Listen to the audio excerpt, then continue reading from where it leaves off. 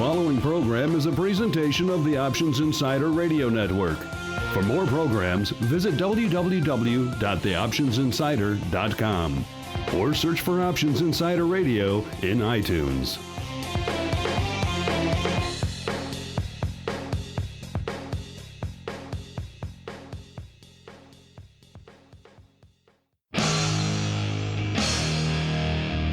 And now, it's time for the show that breaks down the options market. From unusual activity alerts to market updates and trading strategies. If it involves puts and calls, then our all-star panel will break it down. It's time to hit the Option Block. With your host, Mark Longo from theoptionsinsider.com and co-hosts Mike Tosaw from KnowYourOptionsInc.com and Mark Sebastian from OptionPit.com. The Option Block is brought to you by Options Express. Don't spend time worrying about your broker. At Options Express, security, stability, and account protection are the most important responsibilities to our customers.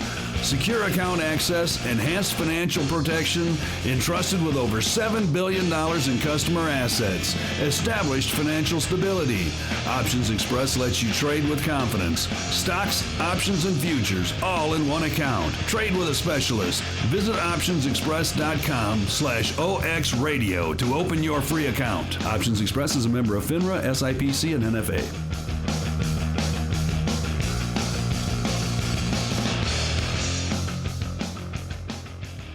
Welcome back to the Option Block, your bi-weekly source for all things options related. My name is Mark Longo from the OptionsInsider.com, as well as from the ever-expanding Options Insider Radio Network. More on that in a little later, but first let me introduce my fellow partners in crime here on the Option Block All-Star panel. Starting out with the man, you know him, you love him, beaming in from the great town of St. Charles, Illinois. He is none other than Uncle Mike Tosaw from RCM Asset Management. Uncle Mike, welcome to the show, sir. Sounds like I'm hearing a cash register in the background or something. Are you ringing up some sales as you join us on the show here today?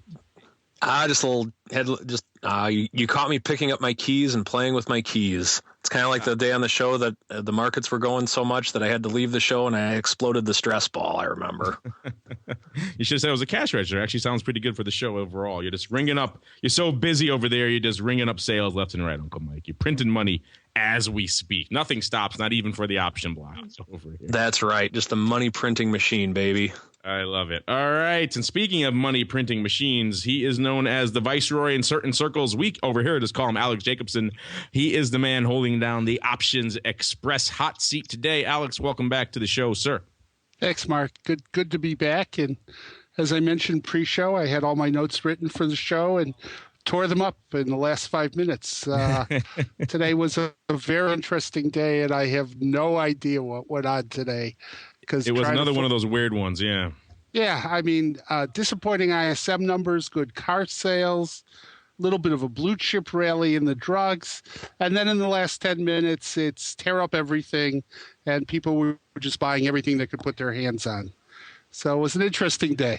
Well, you know, the market knows when we do this show, and we do it right around 3, so they conspire to befuddle us and annoy us whenever possible. I found that. I've been writing show notes for these shows for many years now and have been befuddled by that process many times, Alex. You think there's a clear narrative to the day and to what's unfolding, and then it throws all that out there with the baby, with the bathwater, and you have to start again at 2:55. So, yeah, it's a fun process. Welcome to my world, sir. It's a fun place to be. You should stay for a while. All right. And listeners, if I sound a little bit different today, it's because I'm beaming in from the hinterlands here from Florida. I am ostensibly on vacation, but the Option Block train never stops. No, it keeps on rolling, and it rolls right on into the trading block. The trading block.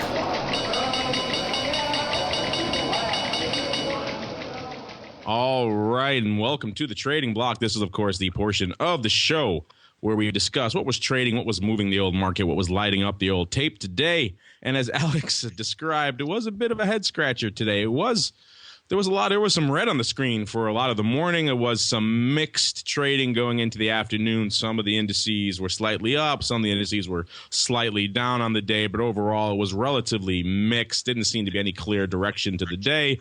And then towards the end of the day, we just got this lift, this trade wind, literally and figuratively, into the markets, and it just boosted everything. S&P closed up 0.6%, or nearly 10 handles to 1640. The Dow closing up nearly a full percentage point, or 140 handles to 15,254. The Nasdaq, a bit of a laggard today, up about 0.3 point to 34.65, and the VIX cash trending on the downside, down about 0.1 point to 16.2, but overall still comparatively elevated to where it was trading just a few weeks ago. So a lot of interesting grist for the mill, including why the heck we got this infusion, I suppose you can call it, of end of day buying. Uncle Mike, perhaps we'll start with you. I'm guessing you were in the same camp as Alex and I, that it just seemed like things were going one way. You were kind of settling into your day. You seemed like you had things worked out, and then bam, we got this kind of new life to the market. Well, truth be told, I knew exactly what was going to happen the entire day. Well, just kidding. That's a bold-faced lie. But in reality of it, though, what I did do today, I finally sold some premium probably right before the rally, and probably about maybe an hour or two before the rally. And just kind of like what I've been talking about on the show before, I've been long premium and as a for the upside clients, or the ones that with the long-term upside bias. We've been leaving the upside open and selling and buying puts, or just buying call options as kind of a stock replacement. So in other words, we're long premium. Sold a little bit earlier in the day today, and still far enough out. The implied volatility was high enough to where I could justify doing it, just because it, like a wise man once said, the ice is always melting. I've used that several times with clients, by the way, Alex. Thank you for it. I love it. And so I wanted to get a little bit of short premium on. So I went short a little bit, and so far we're still far enough out of the money to where it hasn't been much of an issue yet. But nonetheless, my head is a scratching as well. The ice is always melting is a good one. I also like options die a little every day. Perhaps a little bit more draconian, a little bit more Orwellian of a take on that same sentiment. The notion that your long premium is eroding every day, so you got to get moving. Got to, as Andrew would say if he were here, I'm sure, do stuff before that premium erodes to zero. So interesting stuff there, Mr. Alex. Since you tore up your notes, let's just freewheel it. What caught your eye? What was going on?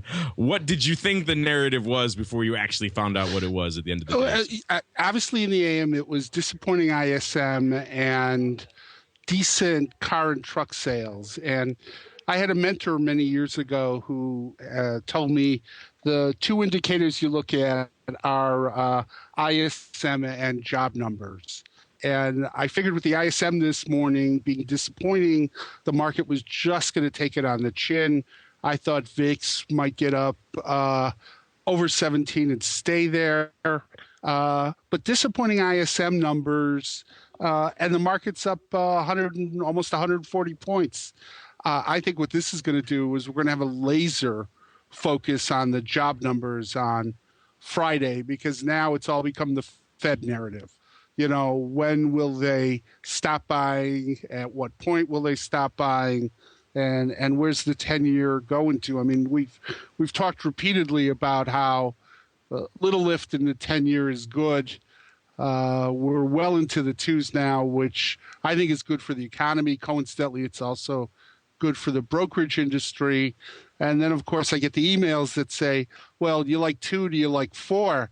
And of course, 4 is a big move from here, and that's not a forecast. But I thought today was going to be more of a disappointing day. I mean, this trend of Europe in the morning and Asia in the afternoon, even the news out of Europe today, Journal carried an article.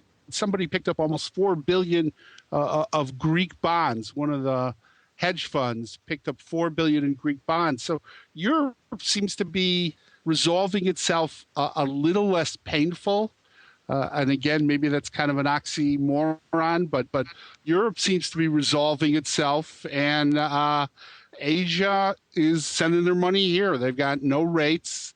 The yen traded under 100 again today. And, every time I try to figure out the yen and scratch my head and say, okay, when it goes up, dollar goes, does that mean they're buying? The yen's the hardest one for me to figure out because it's the one that's not inverted. But I don't know what happened today. And I wrote notes at 250, as I said. I put my headset on at 250 kind of just to normalize things. And around 257, I took it off because the phones were ringing off the hook. So interesting last 5 or 10 minutes today. And I have no sense of why this occurred. I'm glad to hear that the man who was involved in helping to launch ISC's FX options is also bewildered by the world of currencies, particularly the yen and dollar. So I always scratch my head whenever I watch that one, saying, "What the heck is really going on out in that realm?" But of course, perhaps the nuances and vagaries of the FX market we'll have to save for another day, because there's a lot of news coming out of the options market today. If you follow the world of options, you know that this is, of course, market share and volume day. This is the first trading day of a new month, and this is when we get all the numbers for May. And actually, May was a relatively solid month from an overall options volume perspective. We haven't had too many months this past year where we had a chance to say that, where volume is actually up compared to this period last year, compared to last May. Overall, total option volume was up about 3% in May. So that's actually an interesting story. This drumbeat, this narrative we've had over the past year of volume decline, loss of customer confidence, all these other things have been kind of just swelling for the past year. So it's nice to see bucking that trend every now and then. We also saw some interesting things. Obviously, places like the CFE, the CBOE Futures Exchange, setting new records again this month because things like the VIX are just lighting up the tape again over there. And just a lot of interesting stuff coming out of the realm of options. Of course, they also have the numbers for the exchanges coming out today, too. All right. And because it's also the first trading day of the month, we also have the market share numbers that came out from the exchanges today. And it was an interesting month to look at. Of course, total volume, SIBO leading the way again. And we see that a lot, 24.65% overall total market share, nearly a quarter of the industry volume routing through the SIBO. Of course, they're leading the way for two reasons, two of their proprietary products, VIX and SPX. If you look at it from an equity options perspective, the picture is a little bit closer. They did 17.5%, ISC doing 16.5%. So the perennial number one and number two locked neck and neck again. When you look at the overall options volume numbers, ISC is a distant second, 15%, actually distant third. They're actually behind OMX PhilX, and we'll get to that's an interesting story as well, because Philly, of course, the exchange that's lighting up the tape these days with dividend plays. If you've been listening to this show at all, or any of our shows on the Options Insider Radio Network, you know we've been railing against dividend plays for pretty much as long as the Options Insider has been around. And Philly is now the home of those, doing 17.65% of total industry volume that last month, a significant portion of that coming from these nonsense dividend plays. And this is something you guys, it came out a couple of weeks ago, but we haven't had a chance to discuss it, but it plays right into this narrative of the Philly and the dividend plays. And this is, of course, the OCC, the Options Clearing Corp, the industry consortium that provides these numbers, that clears all these contracts, is a general industry utility, taking its first step in what you might call the regulatory realm a couple of weeks ago, when they finally made a move to eliminate these dividend trades. This is something that I know guys like you, Alex, have been beating the drum for a long time. I certainly have at Insider in my various columns of various publications for a number of years about how these trades are exploitive and they distort overall industry volume. I believe last year, somewhere between 5 and 10% of overall industry volume was in div trades, probably around, I think it's a 6 to 8% range. I don't have the exact number in front of me, but a substantial number of contracts going up in these trades. And they go up precisely because there is a loophole in the way the OCC clears these contracts that allows you, essentially, if you're a market maker, to buy and sell and execute wash trades on the same strike, same option with another market maker. And you would think you, as a retail customer, if you did that, you would be net flat contracts. But as a market maker, you're net long and net short at the same time from a clearing perspective. And that opens up all sorts of strange loopholes that you can exploit through trades like these dividend plays. And what the OCC did about a week or two ago now is they announced that they have taken, like I said, their first step in what could be deemed a potential regulatory direction for them, which is they're going to require their clearing members to restrict exercises in certain accounts, particularly market maker and some joint back office accounts that do a lot of these div plays, and make sure that each of these accounts has to be net long at the end of the trading day. And what that does is that essentially eliminates the loophole for a lot of these market makers and trading firms that have been just pumping millions of contracts through these div plays, especially for the last couple of years. So an interesting thing, Alex, you obviously spent a lot of time at the ISE before you went over to OX. They are, of course, very much in the anti-div play bandwagon. So what do you make of this move from the OCC recently to finally maybe step into the dividend fray and perhaps shut it down?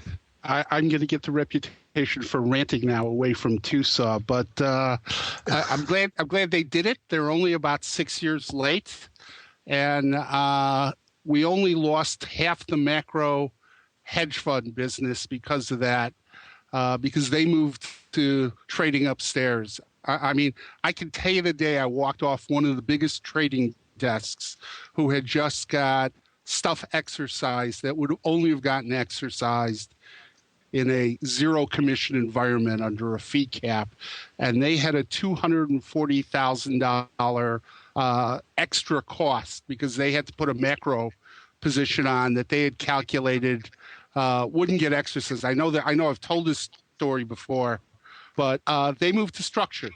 They quit trading and they moved to structured, and I don't know how much of that business we lost in the industry for this decision to come out now only about 5 or 6 years too late.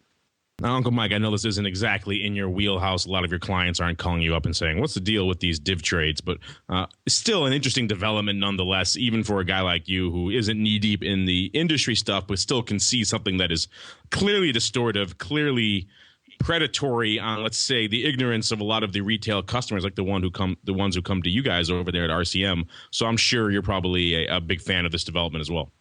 Well, here's the way it was described to me once when I first got into the business. What you need for the dividend trade to work is for a retail client that doesn't have that is taking the other side of the trade, that just doesn't have the ability to do an exercise and close because they don't have the funds to do so. And by doing that, you're right, it is somewhat exploitative on the retail trader. What we're trying to, for our show and our audience, it's oftentimes retail traders that are looking to either take a certain portion of their money and put it towards speculative trading, or use their nest egg using options to hedge or using options as an additional income strategy or something along those lines. And the dividend trades, the way that they've been set up, it forces the retail traders to play a game with which they don't have the funds to trade, and it just doesn't make sense for them to do. So I'm all for all the regulation that we can get on this, without a doubt. Yeah, we held our first conference a few weeks ago, and what the focus of it was unusual activity. And we got a lot of questions, and we have for many years received a lot of questions from retail type traders who are learning to do this type of unusual activity analysis. And I can almost recite it in my head because I know exactly how it's going to play out with a lot of these guys. They start getting into the process, they start getting the tools, they start learning how to track these things, and then bam, one of their systems, one of their scanners flags a div play. It's like clockwork. And we get the email, oh my God, look at this explosion of volume in whatever obscure nonsense stock it might be. And then, of course, they perhaps mistakenly, perhaps not understanding fully how it works, they think this is an explosion of some sort of intent because it's deep in the money calls. So they start loading up on this name, whether it's stock or options, and it's inevitably disaster follows. So if they can crack down on these to the point where they can at least mitigate the problem, hopefully this will get rid of most of them, but at least mitigate them, I think this is going to go a long way toward benefiting a lot of the listeners of this show who love to tune in and listen to unusual activity. And if you've been stymied by dividend trades going up in a substantial size in the past, this is, of course, a great development for you. And hopefully something we're going to see more of. And I've joked in the past, and I made this joke a few times over at the OIC conference. I don't think the folks at OCC were any too pleased really with me, Alex, to hear me joking about it. But with all this talk of exchanges like SIBO and other exchanges offloading perhaps their regulatory obligations to someone like FINRA, I don't think anyone in the options business really wants more FINRA in the game. We've already seen enough of them, I think, to understand their knowledge of this space is perhaps less than it should be. So maybe, who knows, maybe OCC will step up and take that role. I know they don't like me saying that over there, but nonetheless, an industry-owned consortium, they already are kind of positioned to do that, and we do want someone in the business regulating the business, so perhaps that is an interesting way to do, and certainly much less of a conflict of interest than having all these exchanges who are for-profit public entities also operating as regulators, because that is just a recipe for disaster, as we've seen time and again. Now, I can't close out the trading block and talk all this conversation of numbers with at least hitting on this one very salient development for this show in particular that I noticed this morning when I was running through some of our numbers for May, and is that the Options Insider Radio Network and, of course, the Option Block are just lighting up the tape. Ridiculous numbers. So ridiculous. I have to go back and check to make sure that something wasn't routing to us in some crazy way. But well over 200,000 hours of content being downloaded from the Options Insider Radio Network this past month, which is just staggering. When I first started with one show 6+ years ago, and I thought it was just me talking into a microphone, I thought, who would ever listen to an hour plus of in-depth derivatives content in an online format like this, let alone fast forward to 6+ years later, we have close to a dozen shows on the network now and doing well over 200,000 hours. I guess we're going to be pushing in 250,000 hours, probably 60 to 70. I haven't broken it down yet. 60 to 70,000 of those hours coming from the option block. So people are just devouring this program en masse. We want to reach out to all of you and say thanks for downloading this show. We love it. Even though it jacks up our bandwidth bill, we don't mind that problem. Not a bad problem to have. Recommend it to all your friends and neighbors. It sounds like you already have. So if you haven't, find someone else down the street who you can recommend the option block to. If you haven't as well, go ahead and leave us a nice little review in your player of choice, iTunes, Stitcher, AHA, wherever you get our show, because we love those as well. And thanks to all of you out there for making May not just a great banner month for the options industry, but a banner month for the Options Insider Radio Network and the Option Block as well. Just a lot of really interesting, really exciting stuff going on the network, and we hope you'll stay tuned for that. And of course, before we go, I think I've buried the lead here in the trading block, because the real story, I know the one that we're all interested in, the top of the news market moving story, which is, of course, the reason why we rallied towards the end of the day, is that Dunkin' Donuts unveiled this morning they're going to have a breakfast sandwich made out of a donut. I just thought that was fantastic. And I knew, Uncle Mike, you're just salivating at the very thought right now, or you're not. I got to go. I'm leaving. Oh, wait, it's not out right now. It's not breakfast. I know, Uncle Mike, you just love that Dunkin' Donuts, but unfortunately, that's all the time we have for the trading block, and now we have to keep on rolling right on into the odd block. It's time to break down the most interesting, unusual, and downright questionable options activity that's been identified by theoptionsinsider.com. It's time for the odd block.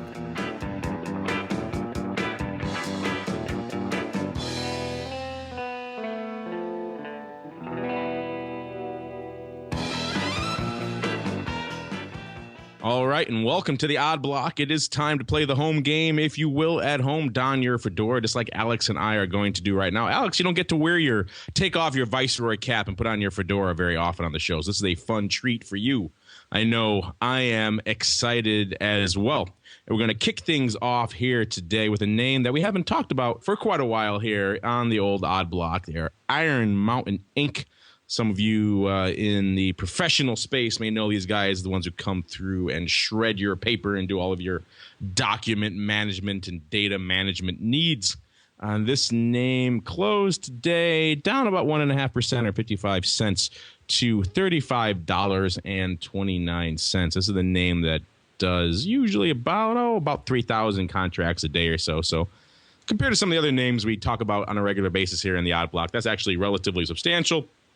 But compared to today's volume, it's pretty small. What we saw was nearly 12,000 contracts going up again today. And if you attended our event a few weeks ago, or if you've listened to a lot of our odd blocks on this show in the past, I think you know where I'm going to go next.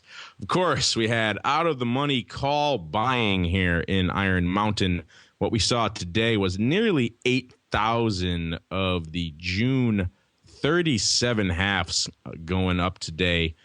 For a variety of prices with an open interest of just 653 contracts This is all clearly opening paper on this June 37 half strike, with 8,000 contracts going up on open interest of just 653 contracts. And if you look here at the chart, this is an interesting play, actually, from an Iron Mountain perspective. You look back over the past 6 months, we have a name that dallied a little bit at 40 not too long ago, late to mid-April, and then has since kind of sold off. This is, of course, an interesting trade from an Iron Mountain perspective. We're looking here at the chart, and this name has been vacillating quite a bit over the past couple of months. It's actually rallied quite a bit since December of last year, going from 30 all the way up to 40, and then dropping back down to about 35, where it's trading today. So this trader obviously betting that there is some very near-term upside to come here in the Iron Mountain name. No earnings coming this cycle or anything like that he would be specking on. And it looks like no underlying going up as well. This looks like a pure upside call spec in just about any way that we could shape it here. So this is one we're going to put in the further review column to keep an eye on here in the odd block. And we'll see if this trade plays out or if he rolls it. He's got 19 days to go on this trade. So mark your calendars. New opening paper here in Iron Mountain. Alex, before we keep on rolling, anything to add on Iron Mountain? I'm sure you guys love them for their paper shredding needs, if for nothing else, over there at OX. Yeah, but I think in both of our things we're seeing is risk management. We're seeing spreads in both of them. So, I mean, I don't know exactly what's going on with Iron Mountain, but I think, you pretty much pegged what's happening there. Big jump in vol, but I'm not sure I can add a whole lot more than that. It's interesting to see the fact that the big volume today was in spread trades. Yeah. And speaking of spread trades, we had a pretty sizable one going up in our next name here in the odd block. This is, of course, WisdomTree Japan Total Dividend Fund, ticker symbol DXJ. This is the name that does about 9,000 contracts a day. So they're fairly substantial from an odd block perspective, if not from an overall options perspective. But today they really lit up the charts, doing 105,000 contracts today. This is the name that closed today down about 2% to $45.39 on the day. And about 43,000 of that 100,000 contracts came in one very substantial upside vertical here. And this is a little interesting for a couple of reasons, not just the fact that it is a spread trade, but it's not the typical just out of the money call buy we always see time and again, like we just saw in Iron Mountain. This is someone who actually is at least using a vertical. And when you're talking the odd block, you have to scale back the savvy scale a little bit to account for most of these guys just buying out of the money calls. Every now and then we see someone legging into a vertical, and that is nice to see. We like the champion in here. They bought the July 50-55 call vertical here in WisdomTree, going up 20,000 times, like I said, and they lifted the offer. So they were very aggressive on this, paying 55 cents and 60 cents respectively, about 20,000 times. So a very, very substantial upside play. We're not seeing, like I said, any underlying going up with this, and the open interest on both strikes are pretty much negligible, 3,000 and 1,500 contracts respectively. So this is all opening paper here on this trade. A very, very interesting one. Looking at the chart here on WisdomTree, this one actually looks kind of similar to Iron Mountain. It's had a good run up for quite a while, peaked around 52, and now has come off a bit to the downside. And so we're looking at perhaps this trader thinking that we're going to see a repeat of that move to the upside, and looking at it relatively near term in July with this upside move coming in at 50 to 55 here. And we're going to wrap up the old odd block. We're going to look at Corning Inc., ticker symbol GLW. This is a name that closed today at $15.70, up about 2.25%. They do about 17,000 contracts a day. So that's actually fairly substantial from an odd block perspective, and actually from an overall volume perspective. Don't get too many names doing that kind of size on a daily basis. And of course, they did even more today, doing about 23,000 contracts. The bulk of that activity actually coming in the Jan, so a little bit longer term this time, 1410 put spread. A trader bought about 3,000 of them, 3,300 actually, so about 6,500 to 6,600 total contracts going up in the spreads, paying about 66 and 67 cents respectively. Longer term, so it kind of feels like a hedge. This is the guy looking obviously at where where GLW has traded of late. And looking at this chart, it was down in that 12 to 13 range for quite a while until about April, when earnings saw it going off to the races, hitting about 16 before it's trailed off a little bit right now. This guy obviously thinking he wants to protect some of those gains on the near term, loading up on that 14 strike and using that 10 strike as a way to pay for at least some of it, and not minding loading up on a little bit extra on the 10 strike if this does indeed, if the worst comes to pass and this name drops precipitously. But overall, an interesting one, a bit of a reverse of what we've seen in the rest of the odd blocks names with, instead of some outright upside speculation, some downside hedging. Of course, our friend in the New York Times a couple weeks ago, he probably would take a bit of a dim view on this type of activity because, of course, options are not additive at all to retail customers and destroy everyone's account. So this person using options to hedge in a somewhat, shall we say, risk mitigating manner, I think would come as a big surprise to him. But be that as it may, it's a cheap hedge. Exactly, a cheap hedge. Despite what they said, like I said, in the New York Times, you can do this in a responsible manner, Alex, and not blow up your account. Cheap hedge, guy trying to lock in some upside there on Corning, which is something we recommend all the time for all of you up there. If you have some money on the table, take it off or hedge it, and you never can go broke locking in a winner. And that, with that word of wisdom, are going to close out the old odd block and keep on rolling right on into the Express Block. The Express Block, brought to you by Options Express.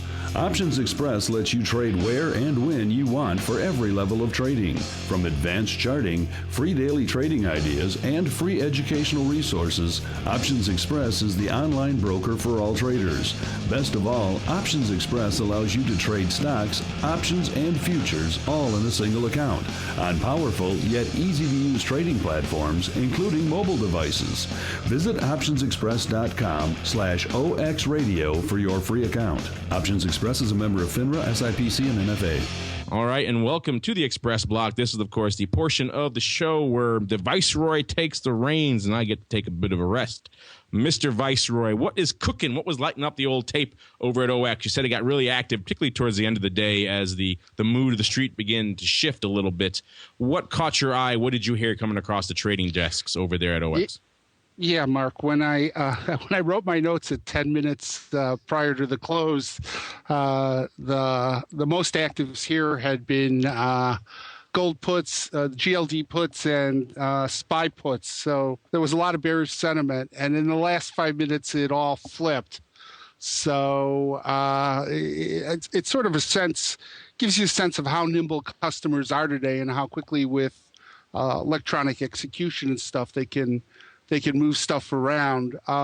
Another couple of names were active here today, Fanny Mae and Tesla. Again, not a big surprise. Zynga near the end, the stock began trading a bit, and that's when they released news about, I think they're laying off about a fifth of their worldwide staff. But I think what everybody's looking at now is, as I said, a laser focus on jobs for Friday and the 10-year. So the tape was active today. I listened to the futures guys for a little bit today, and it was what we've heard a lot of lately, gold and energy. So they're all macro issues, and that's what's keeping us busy here at OX right now. It's unfortunate Mr. Giovinazzi is not on the program today. He's off on vacation. Hopefully he's having a decent day, because I know he was short quite a few of the Zynga 3.5 bullish risk reversals going into this. Hopefully he's unwound quite a bit of them since then. Otherwise, he's a proud owner of a lot of Zynga today. Of course, knowing Mr. Andrew, he likes to do stuff, so he's probably unwound and hedged against that quite a while ago. But still, Zynga looking like it was strong for quite a while, hitting up the 350 to 370 range. I think it danced with 4 for a while there. Now breaking south of the 3 handle today. So all those traders out there trading those bullish risk reversals in Zynga may indeed be the proud owners, the proud parents of some Zynga stock in their portfolio very soon. Alex, I'm sure this falls under your rule of never trade options on a $3 stock. That probably deeply offends you, doesn't it? Sometimes the money is better spent just trading the stock. And what in today's activity caught your eye, maybe from the Idea Hub perspective? Anything really going on over there? I know you've been working diligently to get the new CME SIBO 10-year VIX product listed. Anything else really going on in Idea Hub land? Maybe some interesting trades you're seeing light up the tape. I bet you Tesla is probably just all over the place from an Idea Hub perspective right now. Yeah, Tesla is lighting it up. But I'll tell you what, a lot of people seem to have the impression that Apple is settling into a trading range. And so we're seeing a lot of premium sold, a lot of iron condors in Apple. The other thing, and we talked a little bit about this in previous shows, the Apple Minis they're not part of the hub yet. They're an enhancement that'll go into the hub, but the Apple Minis seem to finally be getting a foothold, and spreads have come in a little bit, but the volume in the Apple Minis seems to be doing, I think, pretty much what the industry wanted to do. It's attracting that smaller investor, and they're getting traction here. Well, that's good to hear. It's taken about 2.5 months for those products to get a little bit of a lift. They were clearly designed from the outset to be the mini Apple product. Everything else was kind of just a bonus. But when they were conceived, they were pitched to me and pretty much everyone else as mini Apples. So it makes sense that would be the stock that would resonate the most, even though Apple has dropped off considerably since this product was first pitched and conceived. Still interesting to see 2.5 or so months later, coming up on 3 months later, minis finally getting their groove. Which is a good thing to see. Who knows? Maybe we'll see the flip side of that coin, even though I don't think so, with the jumbos coming down the pike, and we'll see people finally picking those up. Of course, jumbos have a lot of other systemic problems that the minis don't have. Interesting to see the minis picking up, even though some of the other issues are still there in the marketplace, and they're difficult to find, difficult to trade. People list them in all sorts of weird ways. You have to click on the non-standard tab or what have you in a variety of different platforms, the analytical suites, and also the spreads. The spreads have come in a bit, but they're still not really where you think they would be for a product like this. So you have to really want to trade a mini still, and yet people seem to be doing that. So that's an interesting thing. Imagine once we get the pricing in place, once the spreads get in line, how much volume these products are going to be lighting up the tape with. Yeah, I think one thing we kind of talk about in the industry that I don't think gets talked about with customers enough is the community isn't just market makers and customers, it's an ecosystem. And there's upstairs desks and there's resting limit orders. And as you get more of that, I mean, we always say this, liquidity begets liquidity, but the ecosystem is embracing minis. And I think initially it was just a two-sided market. It was customer and market maker. But now that there's some open interest and traction in the volume, the ecosystem will grow around it. So that's a good thing.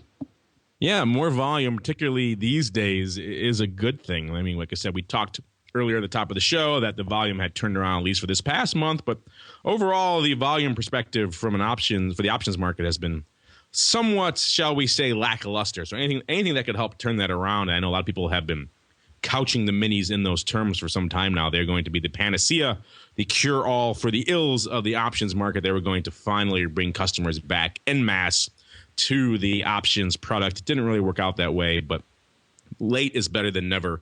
So hopefully these products will finally start catching on, and we'll see this migration of retail back into them. They'll start expanding the names that list minis, and they'll start adding more names that people actually want to trade, aside from Apple and GLD, and it'll be interesting to watch that story unfold. Speaking of stories unfold, it's time to keep on rolling right on into the strategy block.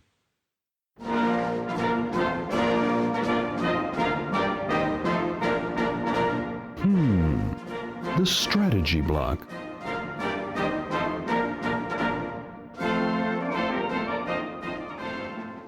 All right, and welcome to the strategy block. This is, of course, the portion of the show where Uncle Mike takes the reins and I take a bit of a rest. And Uncle Mike, I'm in Florida. I don't have my birdies, so I'm flying blind. I'll let you take the reins, sir, and just hope you don't take us into a deep, deep and dark direction.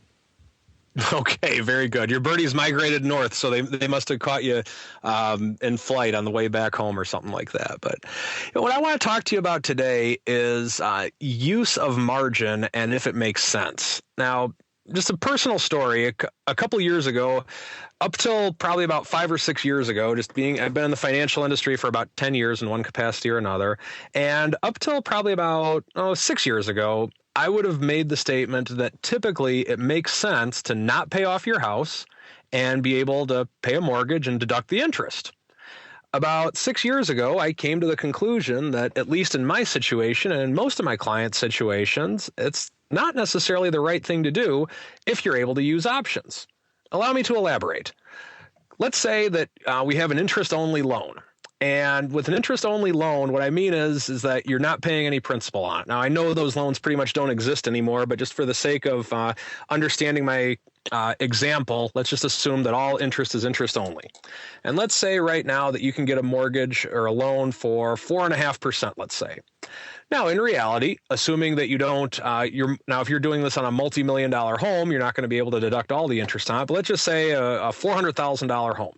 If that's the case, then instead of paying 4.5%, and let's just say that you're in the 25% tax bracket, so that way we'll keep it simple. In fact, let's make it a 5% loan, 25% tax bracket, so that way it keeps the numbers nice and round.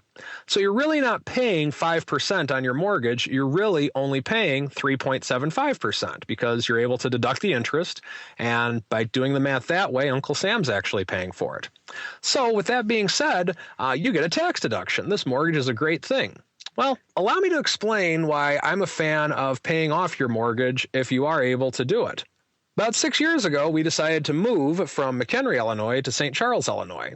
And we had a house on the water on the chain of lakes. It's actually the second most populated waterway in North America next to Lake Erie. Even more people go on that chain than they do on Lake Michigan, I found out. So we had a pretty desirable home, or at least we thought so anyway. And so we decided to actually buy our home in St. Charles. We wanted to move to be closer to our family again. But we decided to buy the house before we sold the other one. Well, this was in 2007. And long story short, we had to pay 2 mortgages for about 9 months. That was not a fun time of life for me. We eventually sold the house, and by the grace of God, we actually sold it for a $2,000 profit from what we bought it from in 2006, in 2008. How that happened, I still don't know to this day, but I guess it was technically a loss because we had to pay the realtors and the lawyers and all those fees. But nonetheless, it was one of the happiest financial days of my life. So that's when I kind of came to the conclusion where, me personally, I don't want to invest in anything that I'm not able to go to click my mouse to get out of. I'm fine being wrong on things. I'm going to be wrong on things. But for me personally, I don't like to invest in things to where I'm not able to go click to get out of it. So where am I going with this? Let's say that you're of the school of thought that you want to enjoy this tax deduction. Well, you can do that, but what are you going to use it for? What right now, if you do a comparison of what the actual bond rates are paying on something guaranteed, like in the 20-year treasury, the 15-year treasury, or the 30-year treasury, are you going to be that much better off actually investing in that over your mortgage? Well, and you might say, well, Mike, obviously not. It's very similar. I would invest in something like a more high yield bond or a stock or something like that. Well, folks, that's not a true arbitrage play because of the fact that your mortgage, when you pay on that, that's a guaranteed investment. So what other guaranteed investments out there exist like that? Now, let's take this another step further. Let's say, well, I like to leverage myself and I want to use the money to do that. Well, I would come back with, you know what you can do? If you have an investment with which you want to leverage yourself with, why not just either use portfolio margin if you want to be sophisticated, or simply buy a call option.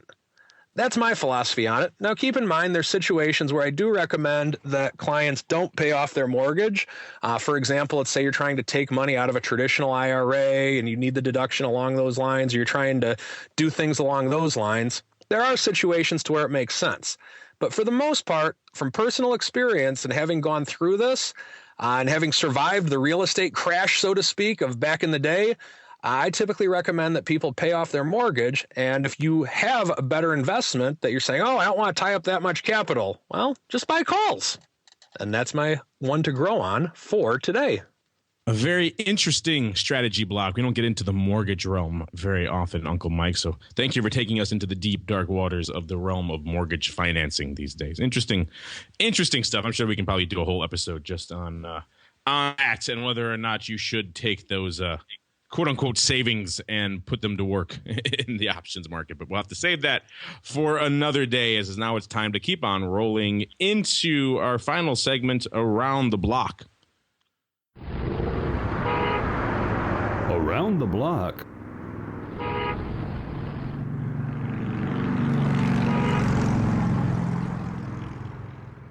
All right, and welcome to Around the Block. This is, of course, the portion of the program where we look ahead to what's trading and what we're watching for the rest of this week. And we'll start with you, Uncle Mike. What are you watching over in the land of RCM Asset Management? Well, I'm watching the fact that my fingernails are going small from scratching my head at today's markets. Definitely looking at the employment report coming up, and for the most part, that's the main thing.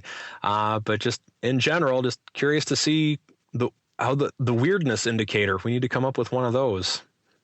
The weirdness indicator, is that a technical term? Perhaps yes. The screwball coefficient. There we go.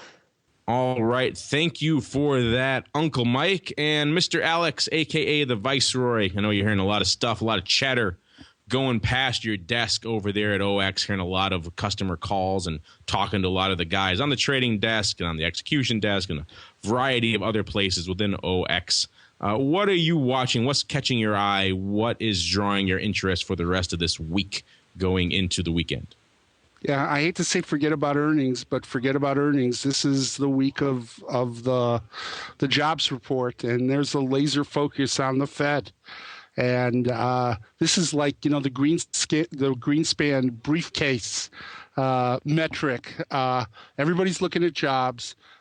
You had Bernanke say essentially what he said, and everybody is spinning it kind of the way they want.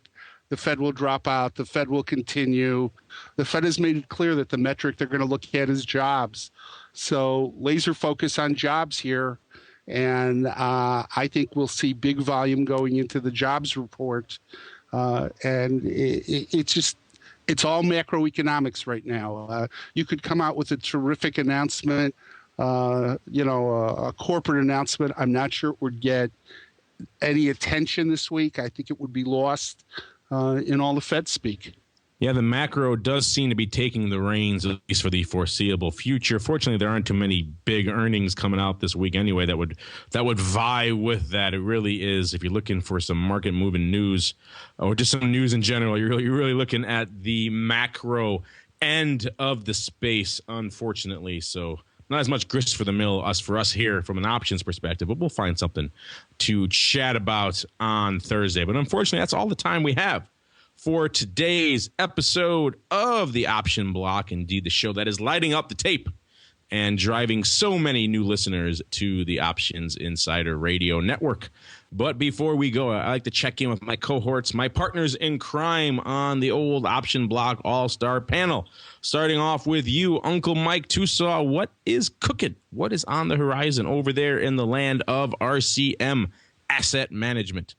The train for webinars is going to start rolling on June 20th. We have several guests lined up, but the train is going to be taking a break until June 20th. We'll have more information for you in the coming shows. Stay tuned. All right. Thank you for that, Uncle Mike. And Mr. Viceroy, what is cooking? What's on the horizon? What's in the hopper over there in the land of OX? Handful of exciting webinars tomorrow at noon. Jim Wyckoff, who writes the well-known Wyckoff letter, we'll be talking about opportunities in the futures market at noon. I'm doing a Idea Hub webinar at 3:30, and then we have a couple evening webinars this week at 8:30. We're doing collars in IRA accounts and how to hedge and protect in IRAs. And then Wednesday, I'm doing a 7 p.m. hub, which I do from Casa Jacobson. So I get to put my feet up and pet the dog while I'm doing that one. Dan Graham's a good friend of mine over at the CME, who does a lot of the education at the CME, has a Wednesday 11 o'clock, and he's going to talk about something some of us look forward to, something some of us fear. He's going to talk about 24-hour markets. and the opportunities that exist in 24-hour markets and how to capitalize on what's trading in the non-primary market hours. So Dan's a real interesting guy. I've been on many panels with him, so that's an 11 a.m. on Wednesday. And there's a full schedule. All folks have to do, they don't have to have an account here. They can come to optionsexpress.com, click on the education tab, and everything in the education area, all the webinars, all the live events are free. So it's a great resource people should take advantage of. That is an interesting subject for a webinar. We don't hear it that much. I know that's a topic that's been bandied about since back when I was on the floor, and there was a lot of Sturm and Drang about it back then, about all the firms didn't want to commit personnel and resources, but we're getting there. We're moving into that time frame a little bit at a time where eventually 24/7 is going to be the norm. These days of standard listed trading hours and then nothing happening outside of that is going to seem antiquated by comparison. So it's an interesting topic. I'd be curious to see what Dan has to say on that, because, you know, the narrative has changed quite a bit from 10, 15 years ago when everyone was up in arms against it. I think a lot of people now see it as the begrudging reality in this space and are moving to accommodate that fact. Even a lot of the customers are getting there, where in the past they were a little bit reticent as well. Now they're starting to see the value of that for them as well. So Interesting stuff, not the typical, how to buy a call, how to buy a put type of webinar. So interesting stuff going on over there at OX. Think about this. Jeff Sprecher now owns the New York Stock Exchange. I would bet in the next 12 to 24 months, we see extended trading hours. SIBO VIX is going to extended trading hours. I think we're finally going to see some traction in that. And Mark, I want to make one more comment before we sign off. And I know we're short of time, but kudos to you for the big numbers you put up in May. And I will give you one anecdotal story. When I used to work at the SIBO, we used to do a TV show every week on the Financial News Network. And I could not sit in an airport without somebody coming up and wanting to talk about options or a SIBO question. I now have the same celebrity status in much of the community. And, a lot of times you're in a restaurant with your family and somebody comes by and looks at his kids and goes, I think that's the Viceroy. The kids will say, who? Say, the big guy. That's the Viceroy. Well, no. They're like, I know that voice. I do get that a lot. Obviously, we're an audio program, so thankfully people don't see us, but they do recognize the voices every now and then. I'll be eating with the family or something like that, and they'll say, hey, I know that voice. So, yeah, definitely cover your voice, muffle your voice when you're out in public, Alex, because you will be thronged by the masses, and deservingly so, sir. Well, I can't wear the hat. See, the hat's what kills you. You can't wear that. It's a dead giveaway. Keep that in your bag at all costs, sir, lest you be completely overwhelmed. But on a serious note, you're right. It is an impressive development to see on many fronts. Not just that we're able to put up these numbers, but that they're really the growth in the overall options market has developed to where people are interested in this. There's enough of an audience out there who are sophisticated enough in the product to be able to consume this on a regular basis and derive some value from it. This speaks to a lot of things, not just the quality of the product we're putting out, but also really to the evolution of the marketplace in general. And we're just thankful that we were there on the cusp of this. We really had the first options podcast here on the network with our Options Insider radio show many years ago, and it has grown and evolved as the industry and as the product and as the marketplace has grown and evolved. And the numbers we're seeing now, like I said, just astronomical. And we're just very excited to be a part of it and looking forward to what we have in store for you guys down the road. Already some new shows in the hopper. Already a lot of stuff cooking that you guys are going to love coming up in the coming months. So stay tuned for that, listeners. And on behalf of Alex and Mike and even the boys over at Option Pit who couldn't join us today, I want to thank all of you out there for downloading and streaming and subscribing to this program and making it such a success. And we'll see you next time right here on the Option Block. Become a part of the Option Block. Just visit www.theoptionsinsider.com/forum to post a question for the hosts. You can also submit questions to twitter.com/optionblock or leave a voicemail at 312-544-9356. Make it interesting and your question just might make it on the air. The Options Block is property of the Options Insider Incorporated. All rights reserved.